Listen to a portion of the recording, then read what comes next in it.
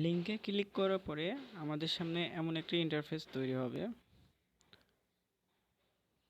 তো আমরা এখানে প্রথম আমাদের কি বলা হয়েছে, অনুগ্রহ করে আপনার ফোন নাম্বার লিখুন।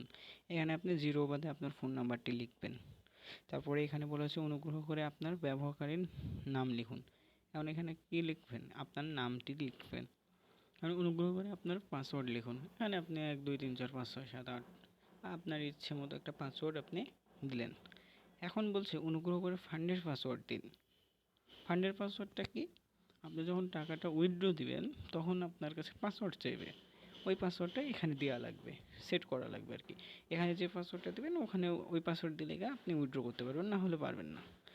দিয়ে এখানে কি বলবেন, SMS কোড এখানে এখানে ক্লিক করবেন। ক্লিক করে যে আমি নাম্বার দিইনি তাই আপনি নাম্বার দিলে আপনার নাম্বারে একটি কোড যাবে। সেই কোডটি এখানে আপনি দিবেন, দিয়ে নিবন্ধন করুন ক্লিক করবেন। আমাদের সিমেন্স এনার্জি অ্যাকাউন্ট একটি ক্রিয়েট হয়ে গেল।